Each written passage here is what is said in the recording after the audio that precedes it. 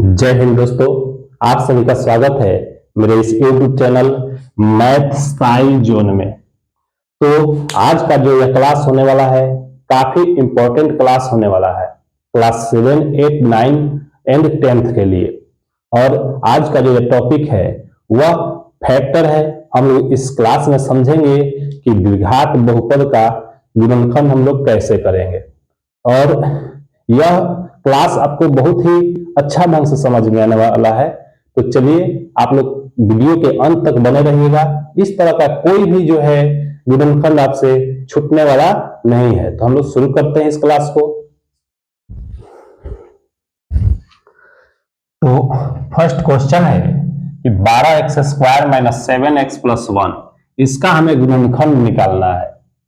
तो इसका गुणनखंड हम लोग कैसे निकालेंगे? यह जो है एक द्विघात बहुपद है। तो द्विघात बहुपद का गुणनखंड कैसे निकलेगा? तो ध्यान देना है आप सबको।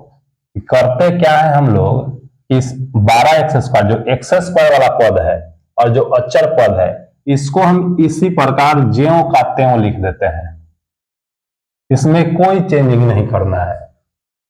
हमें केवल इस बीच वाला को जो है दो भागों में लिखना है। और लिखने का तरीका क्या होता है यह समझना काफी महत्वपूर्ण है। ध्यान से समझेंगे कि किया क्या जाता है कि इन दोनों को गुना हम लोग करते हैं। तो इन दोनों को जब गुना करेंगे 12x² और +1 में जब गुना होगा इसका गुणनफल होगा +12x²।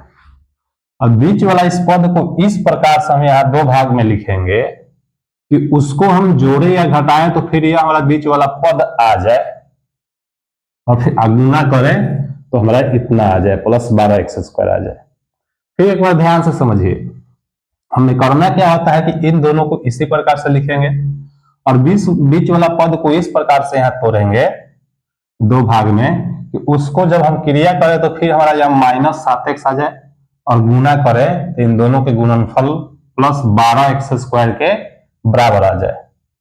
तो करेंगे क्या, सोचिए -7x को हम क्या करें तो इसको लिख सकते हैं -7x को -3x -4x। देखिए इन दोनों को जब क्रिया करेंगे -3x और -4x का क्रिया कीजिएगा तो -7x आ जाएगा। और इन दोनों को जब गुना करके भी आप चेक कर सकते हैं, माइनस में माइनस से गुना करेंगे तो यह प्लस हो जाएगा, 3 में 4 से गुना करेंगे तो 12 हो जाएगा और x में x से गुना करेंगे x² हो जाएगा। तो यह तरीका है इस बीच वाला संख्या को जो है तोड़ने का। और इसके बाद हम लोग करते क्या है कि तो दो का जोड़ा लेकर के कॉमन लेते हैं। तो यहां ध्यान से देखिए, यहां कॉमन क्या है तो 12 जो है 3 के पहाड़ा में है, 3 चौका 12 और यहाँ भी 3 है तो 3 कॉमन हो गया। इसके बाद x यहाँ भी है, x यहाँ भी है तो x भी कॉमन हो गया। तो यहाँ क्या बच गया, 4 बच गया, 3 चौका 12 और यहाँ 2x है, 1x कॉमन हो गया है तो 1x यहाँ बचा है और यहाँ 3x यहाँ पर है और 3x कॉमन हो गया है तो यहाँ क्या बचा, कुछ नहीं है तो 1 बचा है। 3x में 1 से गुना करेंगे तो 3x होगा। अब यहाँ देखिए इन दोनों में कॉमन क्या है, इन दोनों में यहाँ 4 है यहाँ 1 है तो क्या कॉमन है, 1 कॉमन है, 1 कॉमन लेंगे, 1 के पहाड़ा में 4 है, यहाँ 1 है तो 1 कॉमन हुआ। तो जब 1 कॉमन लेंगे तो यहाँ क्या बच गया, यहाँ बच गया 4x और यहाँ क्या बचा, चूंकि यहाँ ध्यान दीजिएगा कि यहाँ माइनस भी कॉमन लिया गया है तो यहाँ प्लस की जगह माइनस हुआ, यहाँ माइनस बचेगा तब ना माइनस में और माइनस से गुना होगा तो प्लस होगा और यहाँ 1 में 1 से गुना करेंगे तो 1 होगा। अब यहाँ गुणनखंड में एक चीज ध्यान देना होता है कि जब हम लोग कॉमन ले लेंगे तो यहाँ जो कोष्ठ के अंदर सेम एक जैसा होना चाहिए। यहाँ देखिए यहाँ 4x - 1 है तो यहाँ भी 4x - 1 है तो एक जैसा आता है तो समझिए गुणनखंड आप सही बना रहे हैं। अब क्या करेंगे कि यहाँ दोनों में एक जैसा है तो इसको हम कॉमन ले लेंगे, 4x - 1 को कॉमन ले लेंगे तो यहाँ पर क्या बचेगा 3x और यहाँ 4x - 1 कॉमन हो गया है तो यहाँ क्या बच गया -1 हो गया, गुणनखंड बन गया। बहुत ही सिंपल है। इसी प्रकार यह सेकेंड क्वेश्चन हम लोग समझेंगे। सेकेंड क्वेश्चन को हम लोग देखेंगे, ध्यान दीजिएगा नियम वही है, करना क्या है कि इसको और इसको एक्स स्क्वायर वाला पद और अचर पद को सेम इसी प्रकार से लिख देना है, इसमें कुछ नहीं करेंगे। और बीच वाला पद को इस प्रकार से तोड़ेंगे कि जोड़े या घटाए तो यही आए और गुना करें तो इन दोनों के गुणनफल के बराबर आए। तो इन दोनों का गुणनफल कितना होगा, तो प्लस 120 में एक्स स्क्वायर से गुना करेंगे तो 120 एक्स स्क्वायर होगा। तो आप सोचिए कि 22x को हम किस तरह से दो भागों में तोड़े कि गुना करने पर 120 एक्स स्क्वायर आए। तो यदि आपको समझ में नहीं आ रहा है कि हम कैसे तोड़े, तो आपको एक ट्रिक बता रहे हैं हम। यह जो 120 है इसका एलसीएम निकालेंगे। एलसीएम निकालिएगा तो यह 60, फिर 2 से 30 बार में, फिर 2 से 15 बार में, यहाँ 3 से 5 बार में। अब इसी को जो है हम इधर उधर करेंगे दो भाग में, तो आपका 120 आएगा गुना करने पर, और जोड़ेंगे या घटाएंगे तो 22 आएगा। तो सोचिए क्या करें हम। तो यहां पर जो है, यहां आप देख सकते हैं इन 2 को 5 को एक साथ रखें हम, 2 और 5 को एक साथ रखें तो 10 होगा, और यह 2, 2 और 3, इस तीनों को हम एक साथ रखें, 2 में 2 से गुना 4, में 3 से गुना 12 होगा। तो देखिए 10 और 12 का गुना करेंगे तो 120 आएगा। तो इस तरह से हम एलसीएम के द्वारा चेक कर सकते हैं। तो यहाँ पर हम -22x को यहाँ लिख सकते हैं -10x और -12x।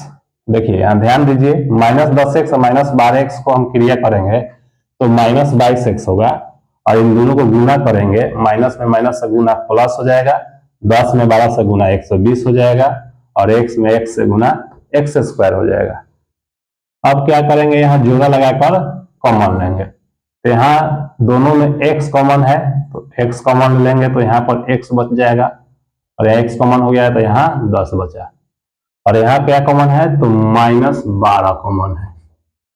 चूंकि 12 के पारा में 120 है, 20 है, 12 दहा का 120, तो 12 कॉमन हो गया, तो यहाँ क्या बचा, x बचा, और यहाँ माइनस बचा है, चूंकि यहाँ माइनस कॉमन है तो यहाँ माइनस बचेगा, माइनस माइनस में गुना करेंगे तो प्लस होगा। अब 120 में यहाँ 12 कॉमन हो गया है तो 120 के स्थान पर 10 बच गया, और 12 दहा का 120। अब देख सकते हैं यहाँ कोष्ट में जो x माइनस 10 आया है, यहाँ भी x माइनस 10 आया है, दोनों जगह बराबर है। तो अब क्या करेंगे, x माइनस 10 को हम कॉमन ले लेंगे, तो यहाँ x बच गया और यहाँ 12 बच गया। बहुत ही सिंपल तरीका से इसी तरह से हम लोग सभी क्वेश्चन को बनाएंगे। यहाँ एक और क्वेश्चन आप देख सकते हैं,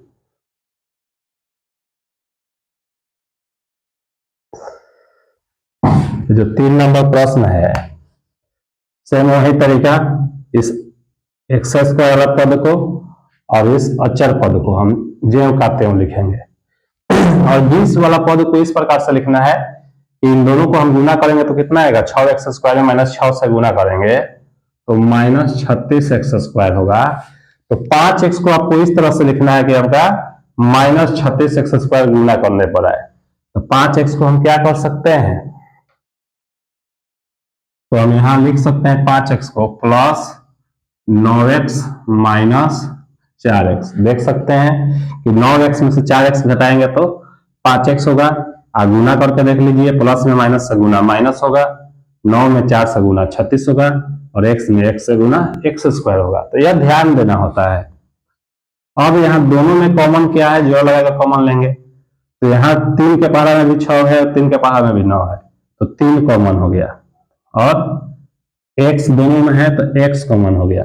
तो यहाँ क्या बच गया, 3 कॉमन हुआ है तो यहाँ बच गया 2, 3 दूना 6, और यहाँ से एक x कॉमन हो गया है तो यहाँ एक x बचा, प्लस अब 9 में से 3 कॉमन हो गया है तो यहाँ क्या बच गया, 3 बचा, 3 में 3 से गुना 9, और x भी कॉमन हो गया है।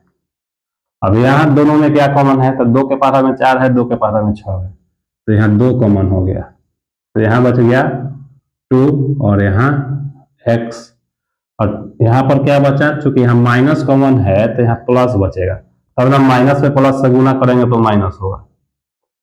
और 6 में से 2 कॉमन हो गया है तो यहाँ 3 बच गया।